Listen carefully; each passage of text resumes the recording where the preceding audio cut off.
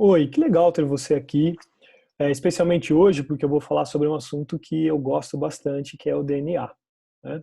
Eh, bem, na verdade, o assunto maior de hoje é núcleo celular, então eu vou falar não só de DNA, mas de várias outras coisas relacionadas ao núcleo celular. Bem, hoje você vai me ver abordando aqui, me ver e me ouvir abordando aqui todos esses assuntos.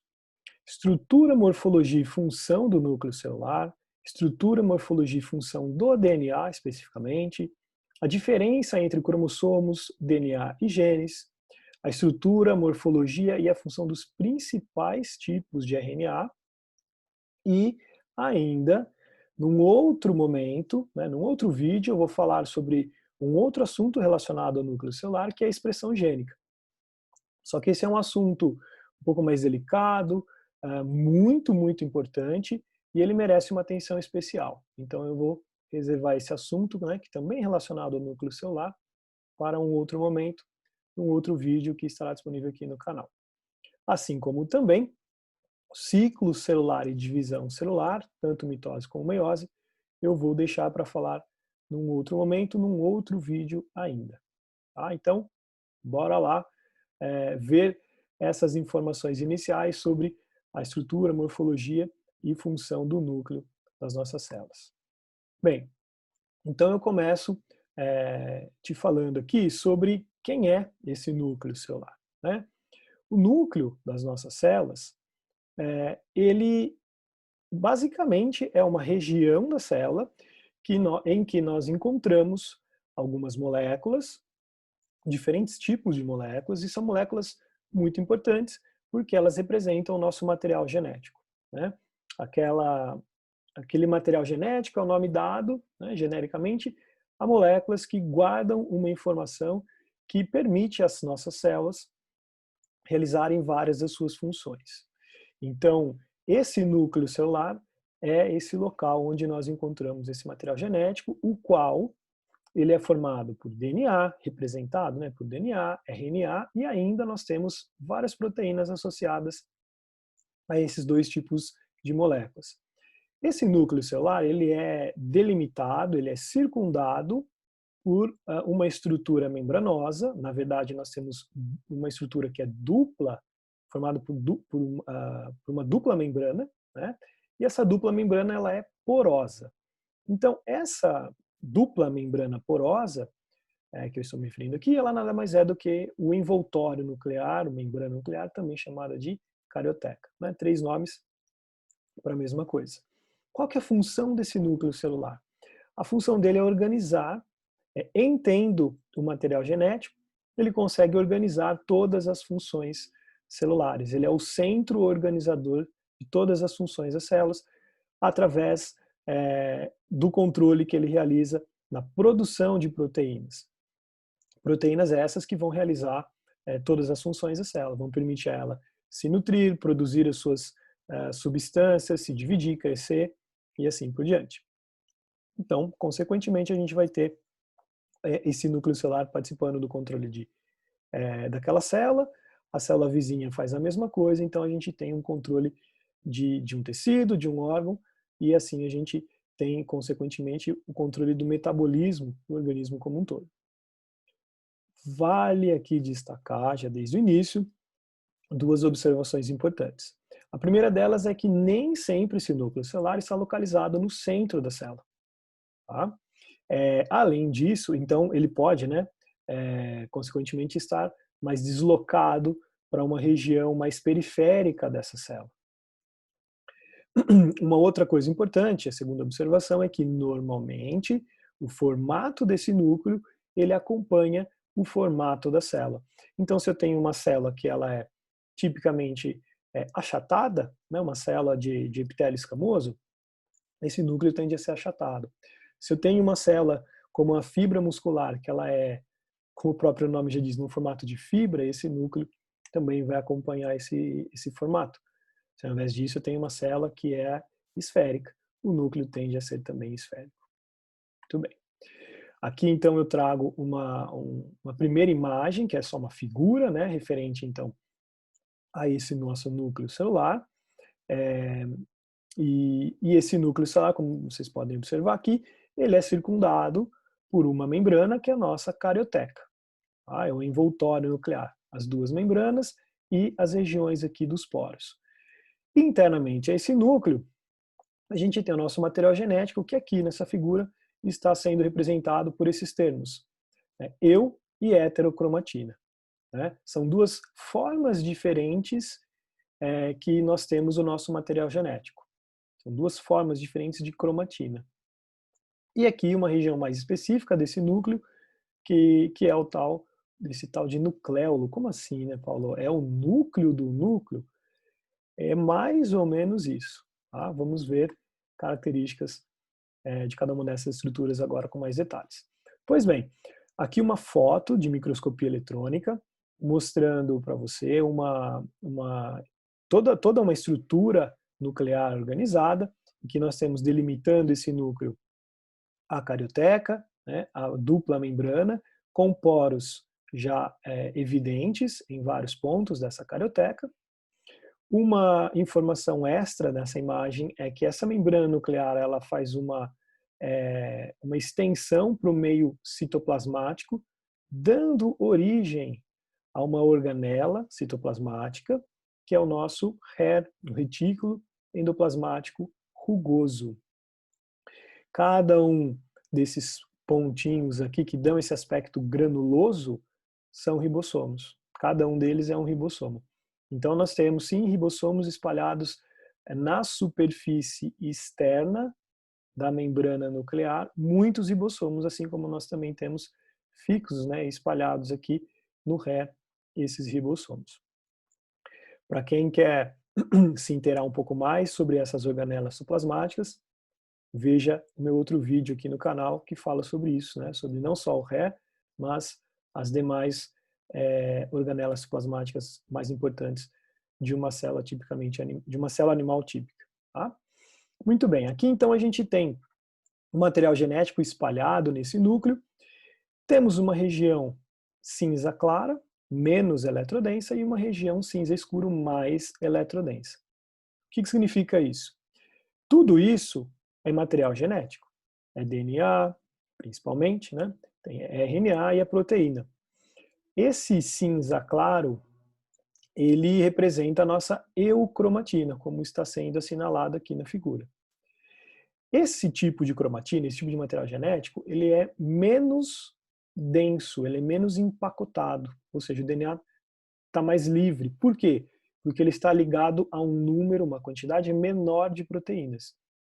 O outro tipo de cromatina, que está sendo mostrado aqui, que é a heterocromatina, é exatamente o inverso com relação a essas características. Então é um material genético, uma cromatina que tem mais proteínas associadas a ela, consequentemente ela é mais empacotada, mais densa, e por conta disso, numa técnica histológica como essa de microscopia eletrônica, a gente consegue observar uma região mais eletrodensa. Né? Por essa técnica de microscopia, a gente consegue perceber essa diferença de densidade.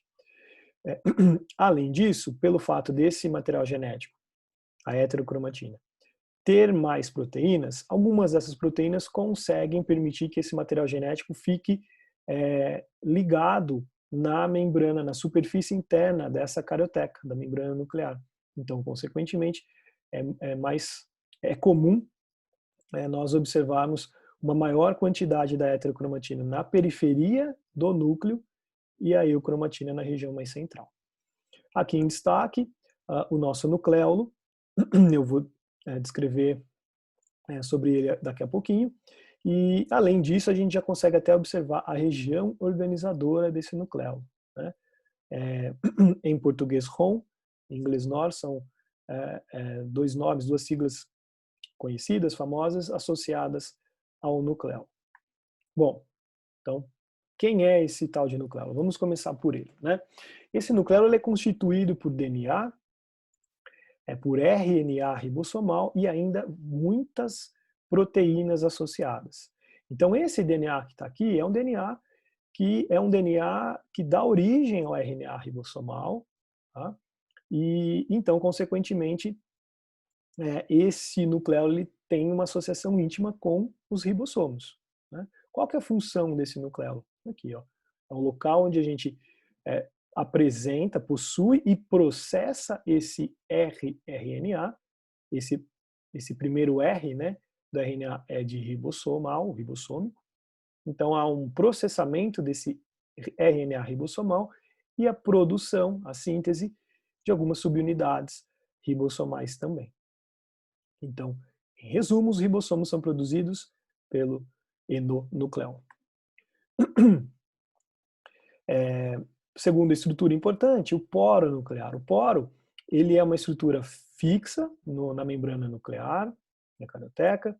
Ele é relativamente grande e ele é mantido desta forma, né, sempre aberto, graças à presença de um complexo proteico. Existem muitos tipos diferentes de proteínas presentes aqui, então a gente consegue observar isso justamente nessa imagem, né? Proteínas com formatos diferentes, proteínas formando um complexo que lembra uma estrutura em anel, proteínas fibrilares, né, finas e compridas, com regiões globosas na ponta.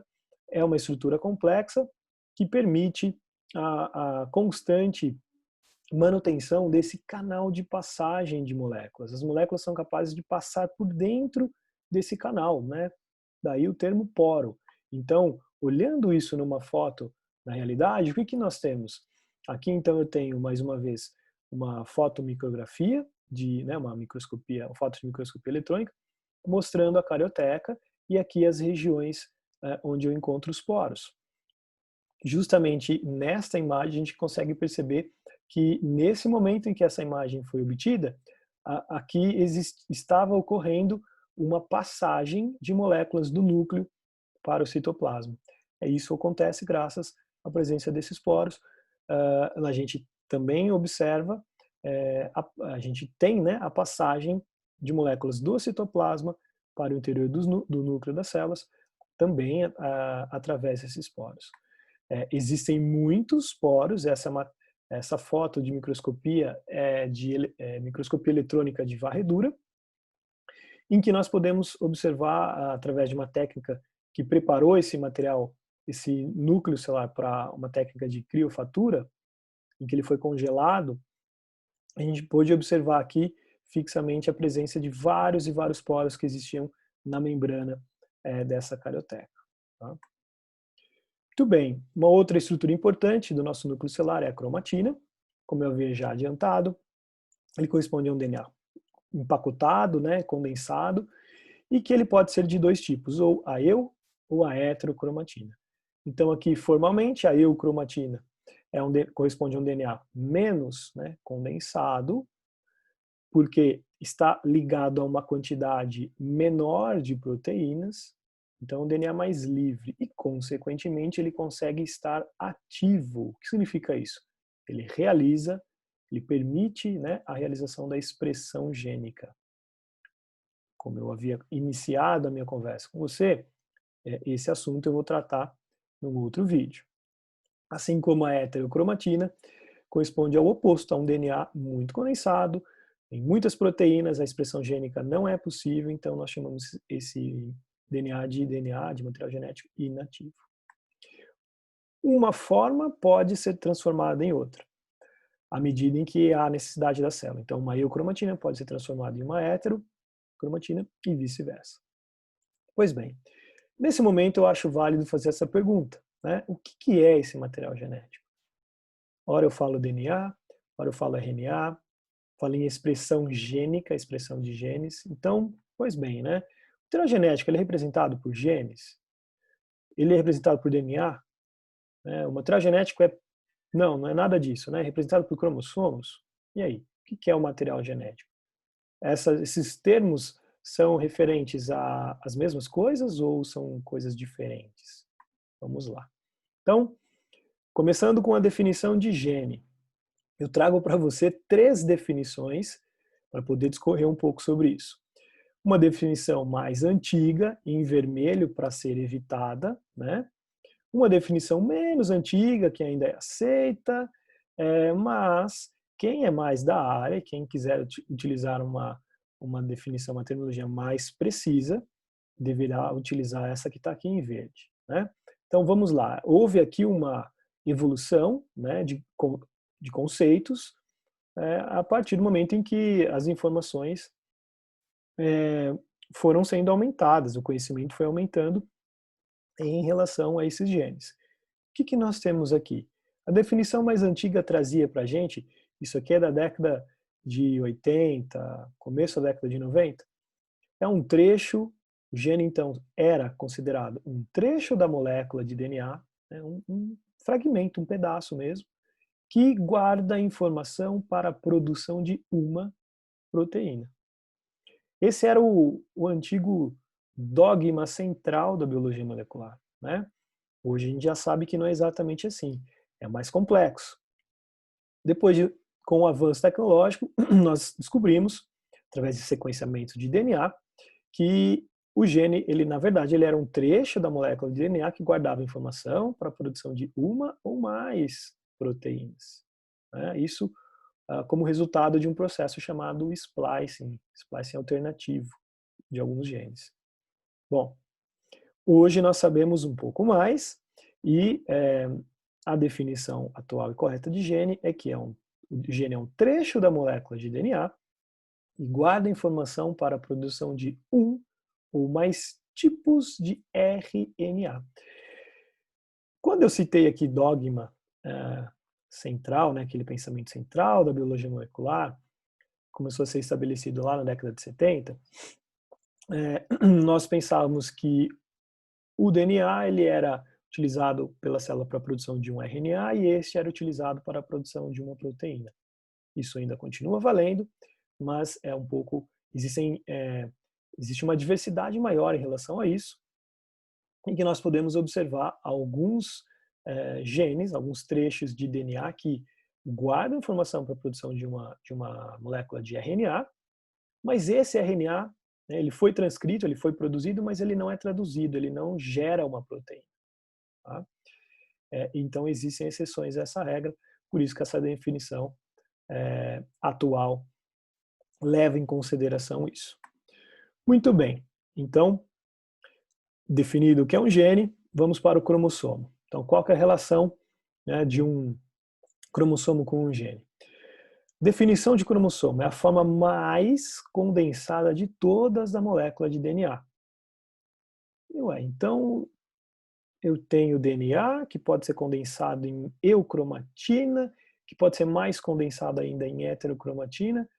E agora, Paulo, você traz aqui para mim esse novo conceito de cromossomo? Pois bem, depois da heterocromatina, a gente ainda pode condensar mais ainda esse DNA, que é na forma de um cromossomo. Quando que a gente condensa muito esse DNA? Condensei ele virou eucromatina. Condensei mais, ele se transformou em heterocromatina. Condensei mais ainda, o grau máximo de condensação do DNA, aí então eu tenho o cromossomo. Nós não temos o nosso DNA, todas as moléculas de DNA de uma célula, elas não estão o tempo todo na forma de cromossomo, totalmente condensadas. Quando que isso vai acontecer? Durante o processo de divisão celular, se essa célula realizar a divisão celular, né? Qual que é a função do cromossomo? Facilitar mecanismos celulares para separar o material genético durante o processo em que uma célula vai se dividir da origem a duas, por exemplo, né, que é a divisão celular mitótica. Caso não seja esse o momento da célula, caso a célula não esteja se dividindo, ela não precisa compactar tanto assim esse material genético, né?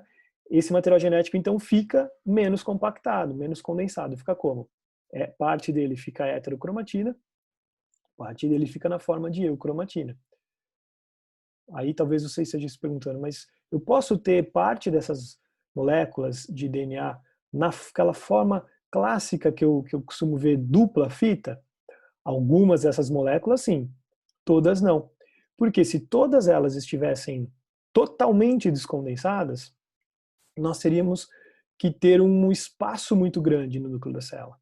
Isso não seria possível. Então, por exemplo, se nós pegássemos todas as moléculas de DNA do núcleo de uma célula e descondensássemos todas elas estivessem livres de proteínas, só DNA dupla fita, enfileirássemos todas essas moléculas, nós teríamos aí um trecho de mais de 1,5 metro. Estudos estimam que nós teríamos aí algo em torno de 1,80 metro. Né? E, obviamente, isso não cabe dentro da célula. Né? Quantas moléculas nós temos? Nós temos 46 moléculas diferentes de DNA dentro do núcleo de uma célula. Cada uma, quando essa célula for se dividir, cada uma dessas moléculas vai se condensar bastante, né, e vai se transformar em um cromossomo. É por isso que na espécie humana nós temos 46 cromossomos existentes durante a divisão celular. Ou 23 pares, já que somos organismos diploides, né, temos 2 complementos cromossômicos, dois cromossomos número 1, 2 cromossomos número 2 e assim por diante, 2 cromossomos 23. Um tipo de origem materna, o outro tipo de origem paterna. Né?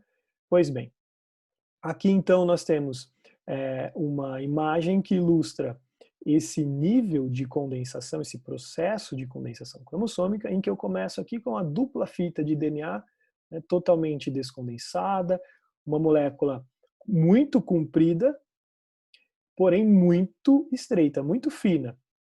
O diâmetro dela é da ordem de 2 nanômetros.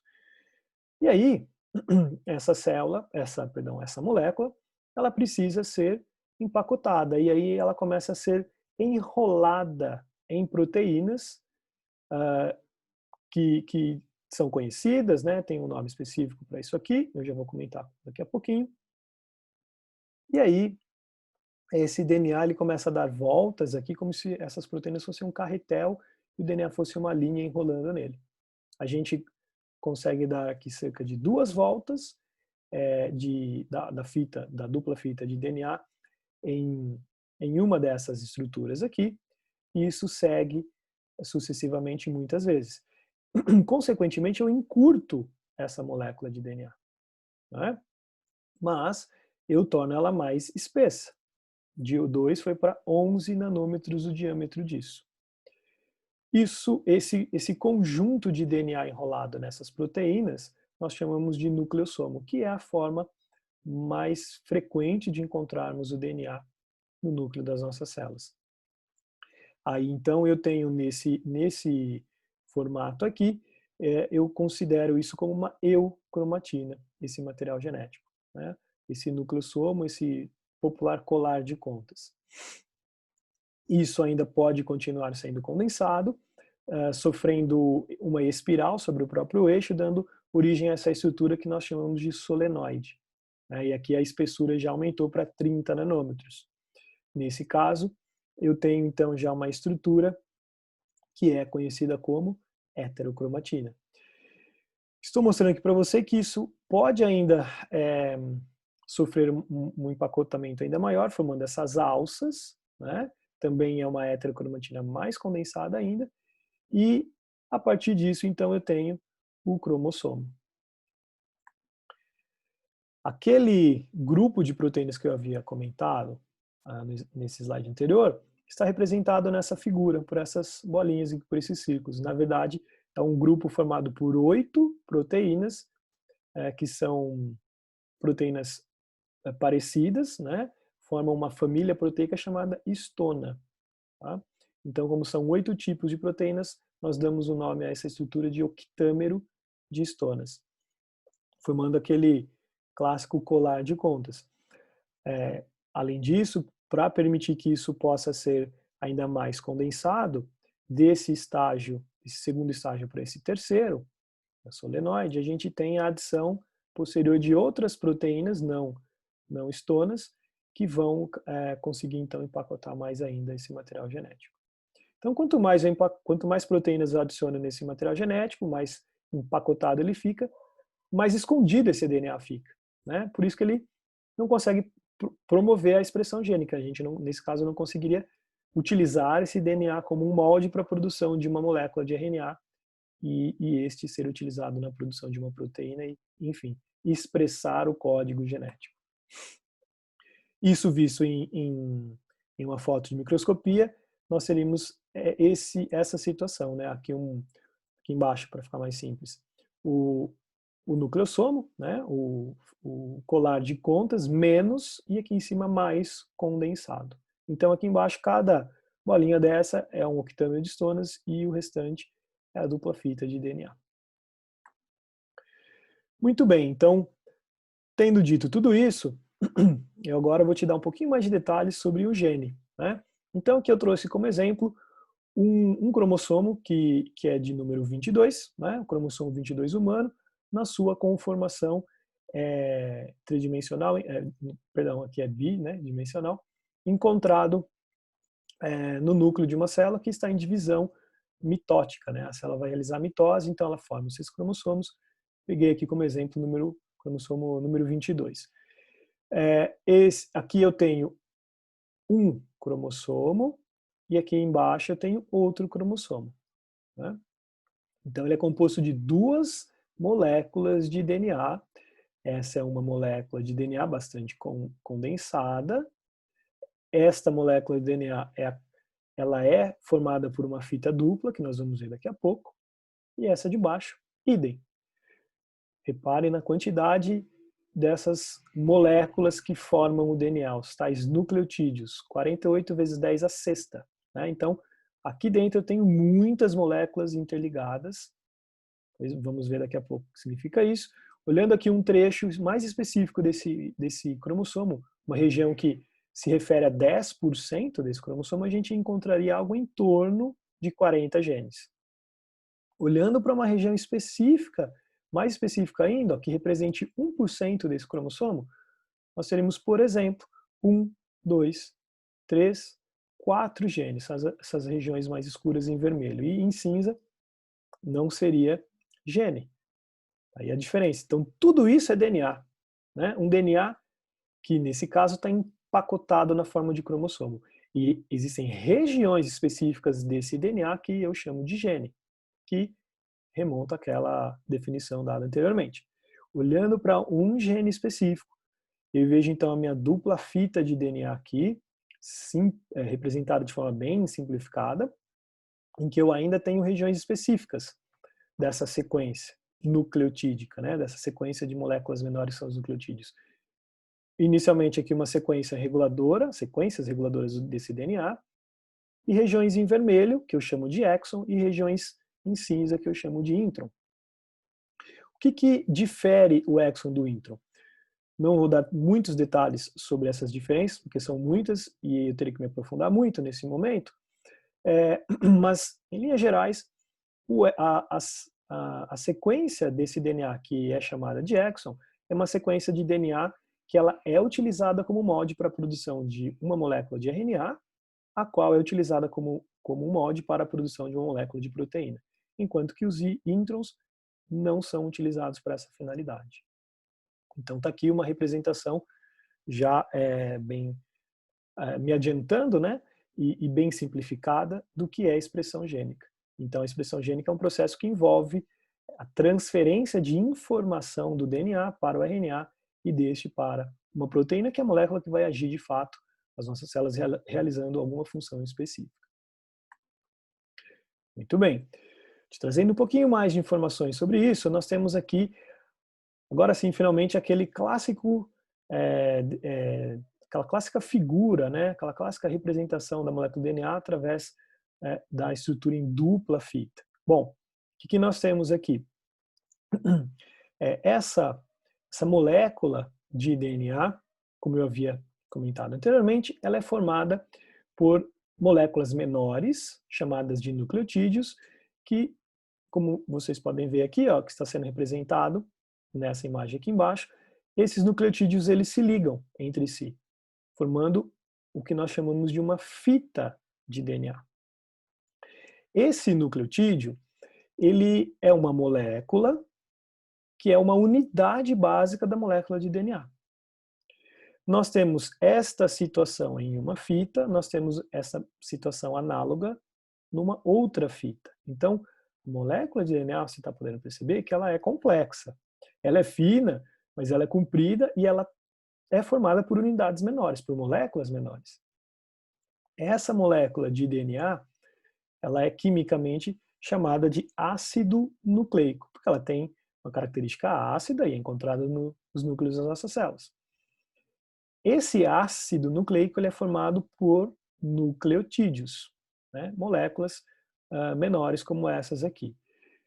Porém, cada nucleotídeo é ainda formado por uma, duas, três outras moléculas menores. Quem são essas moléculas menores? Em amarelo, que essa bolinha amarela está simbolizando um fosfato. Essa estrutura em laranja está representando um açúcar, um carboidrato. E esse retângulo aqui em verde está representando uma base nitrogenada, que neste caso é do tipo guanina. Então, um nucleotídeo sempre será formado por essas três moléculas menores. Um fosfato ligado a um açúcar, o qual está ligado a uma base nitrogenada. Nós temos 4 tipos diferentes de nucleotídeos. O G é a abreviação de guanina. Nós temos um outro tipo de nucleotídeo que é a citosina, C, a adenina, abreviado por A, e timina, abreviado por T. Qual que é a semelhança entre esses 4 tipos diferentes de nucleotídeos? O fosfato e o açúcar. Eles são iguais entre os 4 tipos de nucleotídeos. O fosfato da guanina é idêntico ao da citosina, que é idêntico da adenina, que é idêntico ao da timina, e a mesma lógica vale para o açúcar. Eles são iguais. O que muda entre esses nucleotídeos são as bases nitrogenadas, são elas que dão característica ao nucleotídeo como um todo. E como você pode observar, eles se ligam entre si, formando uma fita, e ainda se ligam a outros nucleotídeos, formando aqui uma segunda fita. Essas duas fitas estão ligadas entre si, né, por esse, simbolicamente aqui por esses traços em vermelho, que nós chamamos de ligações de hidrogênio, onde sempre G se liga com C, através de 3 ligações de hidrogênio, e T se liga com A através de 2 ligações de hidrogênio. Esta sequência da mesma fita, ela pode ser uma sequência qualquer. Eu posso ter aqui A, C, G, T, T, T, T, T, G, G, C, C, A, T, T, X, C, G, qualquer sequência. Agora, se eu sei a sequência de uma fita, eu automaticamente sei a sequência da outra fita, porque essas ligações elas são complementares. G sempre se liga com C, e vice-versa, claro, e T se liga com A, e vice-versa. Então, G, C, T, A. Aqui A, se T se liga com A se liga com T. Eu já sei a sequência da outra fita. Aqui, idem. C com G, G com C e assim por diante. Porém, dada a conformação, né, tridimensional dessas moléculas, que aqui, né, nessa imagem, obviamente a gente não consegue perceber, essa dupla fita, ela existe na forma de duas fitas para dar mais estabilidade energética a essa molécula, tornando o DNA uma molécula bastante estável, que pode ser armazenada por muito tempo no núcleo das nossas células, mas ela assume um formato não linear, ela assume esse formato aqui, ó, em espiral. É a dupla hélice de DNA. Nós conseguimos romper essas ligações de hidrogênio, porque elas são fracas, através da ação de enzimas, que é o que acontece no núcleo das nossas células, ou até mesmo em laboratório, com o aumento de temperatura, que é o que é feito em várias técnicas de biologia molecular, tais como PCR. Olhando com um pouco mais de detalhe para essa estrutura que eu acabei de comentar, que é o nucleotídeo, eu trago uma informação adicional, que é a diferença entre nucleotídeo e nucleosídeo. Né? O nucleotídeo é a unidade formada pela ligação dessas 3 moléculas, de novo, fosfato. O açúcar, que é constituído, nesse caso, por 5 átomos de carbono, então ele é um formato mais ou menos de pentágono, por isso que ele é chamado de pentose. E nós temos aqui a base nitrogenada. Quando eu retiro o fosfato dessa molécula, me sobra o fosfato, perdão, a pentose, né, o açúcar ligado à base nitrogenada, e aí sim eu chamo isso de nucleosídeo. Pois bem, por que desse nome, né? DNA. DNA é uma abreviação de uma palavra em inglês que, se a gente fosse traduzir para o português, a sigla deveria ser ADN, de ácido desoxirribonucleico. Tá? E aqui uma imagem que ilustra um pouco melhor esse nucleotídeo. Então, aquela bolinha lá amarela representando o fosfato é isso aqui. E aquela pentose, aquele açúcar, é essa molécula aqui. Formada, então, pentose tem 5 átomos de carbono, né? 1, 2, 3, 4, 5. E a base que vai mudar, né, a estrutura tridimensional dela em função de qual base hidrogenada é essa. E aqui eu já aproveito para te mostrar um pouco mais de informação para você conseguir diferenciar o que é um DNA de um RNA. Vou começar falando da pentose. Então, aqui eu tenho a imagem de um açúcar que é composto por 5 átomos de carbono, né? 1, 2, 3, 4, 5, que é uma ribose, presente no ácido ribonucleotídeo, que é o nosso RNA. Já esse outro açúcar aqui é uma desoxirribose, presente no ácido desoxirribonucleico, que é o nosso DNA. Então, esses nomes, obviamente, eles são associados. Qual que é a diferença entre esses dois açúcares? Bom, primeiro, nenhum deles tem função energética. Não é igual a glicose, que tem função energética nas nossas células, até porque a glicose é um carboidrato simples, é um açúcar, mas formado por 6 átomos de carbono. Aqui, a função é outra, né? É informacional, e a diferença entre eles é muito pequena. Está sendo destacada para você aqui em vermelho. O açúcar do DNA não tem um oxigênio aqui ligado ao hidrogênio que está ligado ao carbono de número 2. Aqui estaria o átomo de carbono número 1, aqui estaria o número 2. Ele é desoxirribose. Ele é uma ribose sem o oxigênio aqui, que é justamente esse o oxigênio que está presente na ribose. Aqui, o açúcar do RNA tem esse oxigênio ligado ao hidrogênio, ligado ao átomo de carbono número 2. O do DNA, não. Uma outra diferença diz respeito às bases nitrogenadas. Eu citei para você que no DNA a gente tem ACGT, adenina, citosina, guanina e timina. Enquanto que no RNA, isso muda um pouco. No RNA nós podemos encontrar ACGU. Esse U é de uracila. Então, uracila está presente no RNA, enquanto que a timina está presente no DNA. Então, no RNA, ao invés de termos timina, nós temos uracila. E a diferença entre elas é muito pequena também, está sendo destacado em vermelho para você aqui também. A uracila tem esse hidrogênio ligado a este carbono, enquanto que a timina tem esse grupo metil CH3 ligado a esse átomo de carbono. Pois bem, dando nomes aos bois, nós temos aquela ligação entre o grupo fosfato e o açúcar como uma ligação chamada fosfoéster, fosfodiéster, e a ligação entre o açúcar, pentose, nesse caso DNA, essa pentose é do tipo desoxirribose, a ligação disso com a base nitrogenada, que nesse caso é um A, adenina, é uma ligação chamada glicosídica do tipo N, porque aqui na base nitrogenada nós temos átomos de nitrogênio. Então, esta ligação e esta ligação, elas são ligações fortes, né? Aqui nós temos alguns exemplos das estruturas moleculares das bases nitrogenadas do DNA. A informação adicional, aqui na verdade que eu quero trazer para você, é que essas bases nitrogenadas elas são quimicamente classificadas em 2 grupos, né? O grupo das purinas, ou bases púricas, e o grupo das pirimidinas, ou bases nitrogenadas pirimídicas. São sinônimos.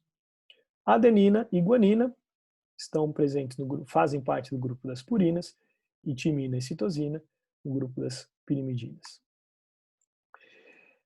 Você deve ter reparado numa imagem anterior, eu até vou voltar aqui, na questão dessa nomenclatura, né?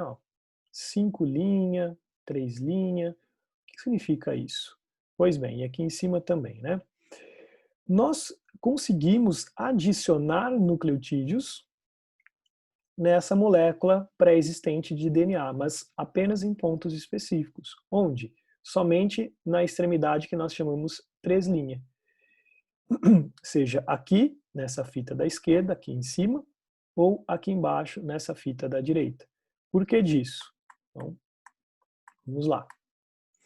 Existe um sentido aqui, 5', 3', que é esse sentido. Esse grupo fosfato, aqui eu vou apresentar para você uma única fita dessa molécula.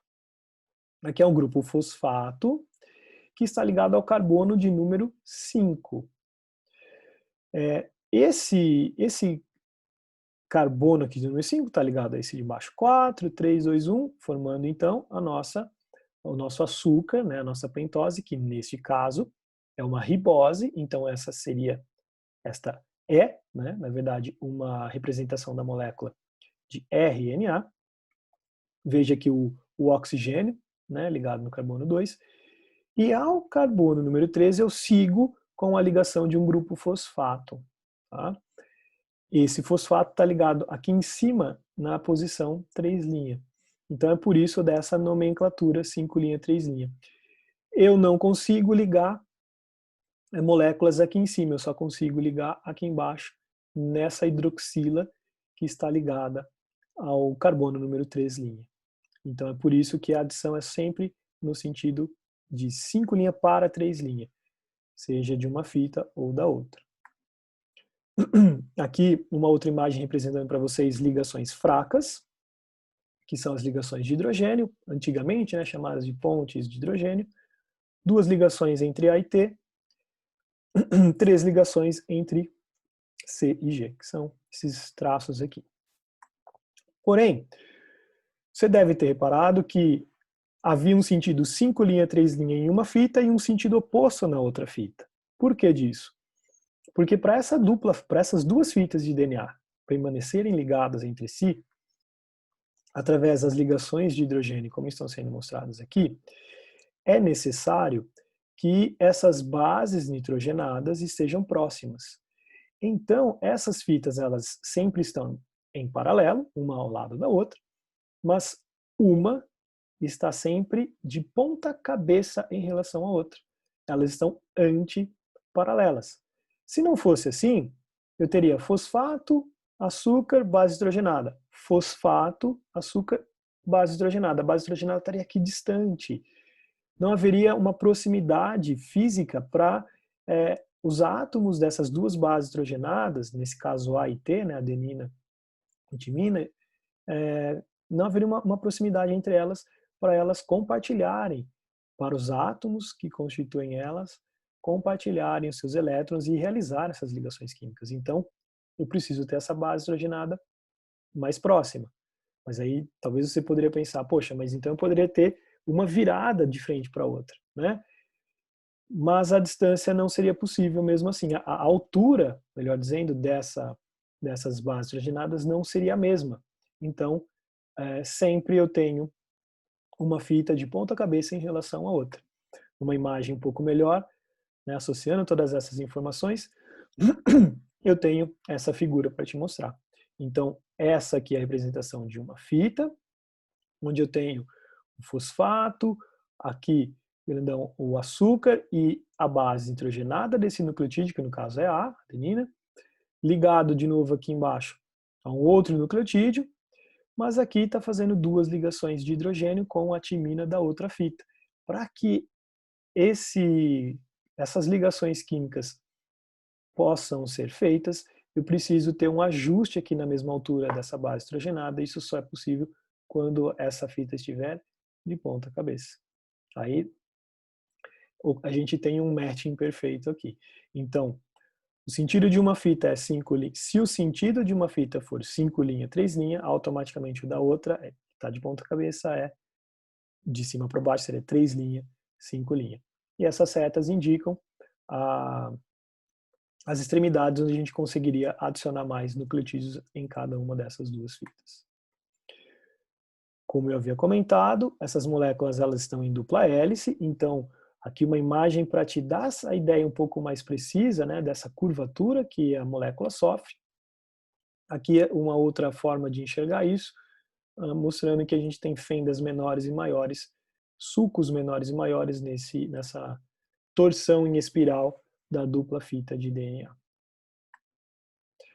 Bom, chegamos então ao RNA. Nós temos diversos tipos de RNA. Eu vou te apresentar os três mais importantes. São eles RNA mensageiro, ou mRNA, RNA transportador, ou tRNA, e o RNA ribossomal, ou rRNA.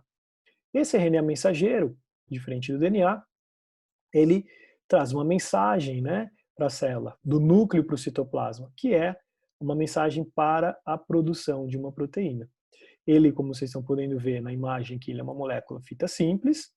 Ele já, como eu já disse anteriormente, ele tem um açúcar, uma pentose, que é uma ribose, e as bases nitrogenadas dos seus nucleotídeos são adenina, citosina, guanina e uracila, como está sendo mostrado nessa imagem também.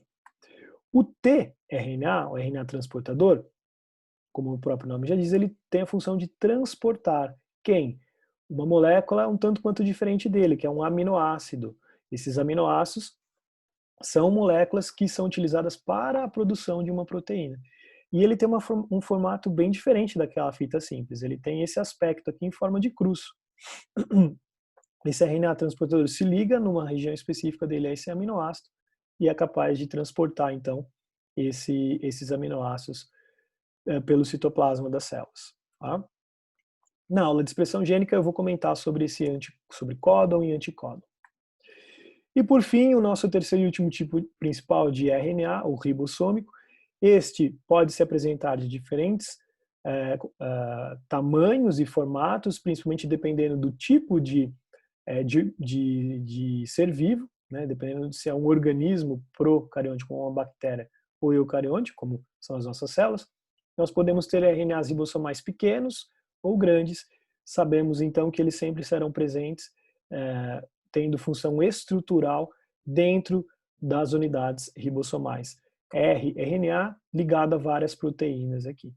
De acordo com o tamanho desses RNAs ribossomais, a gente classifica eles por um número e a letra S. Né? 5S é um RNA ribossomal pequeno e leve. 23S é um RNA maior e mais pesado. E, para finalizar, como um resumo aqui para você de todas as informações que eu te apresentei, eu extraio algo muito fundamental aqui, que é as características semelhantes e diferentes entre o DNA e o RNA. O DNA tem uma estrutura fita dupla, o RNA, fita simples. O DNA tem um açúcar que é uma pentose conhecida como desoxirribose, enquanto que o RNA tem o seu açúcar, sua pentose, sendo do tipo ribose. As bases nitrogenadas do DNA são ACGT e as bases nitrogenadas do RNA são ACGU. Né? Adenina, citosina e guanina são idênticas, com exceção do açúcar, né? Mas as bases nitrogenadas são iguais. O que muda é o açúcar associado a essas bases nitrogenadas. Então, os nucleotídeos, como um todo, serão um pouquinho diferentes. E sim, a base nitrogenada, aqui final, ela também é diferente. Timina e uracila, no DNA e RNA, respectivamente. Muito bem, eu espero que você tenha gostado e que essas informações tenham agregado a você. Não deixe de se inscrever no meu canal, se você ainda não tenha feito isso, e ativar as notificações para você ser avisado toda vez que eu postar um vídeo novo aqui no canal. Ok? Um abraço, valeu, até a próxima. Tchau, tchau.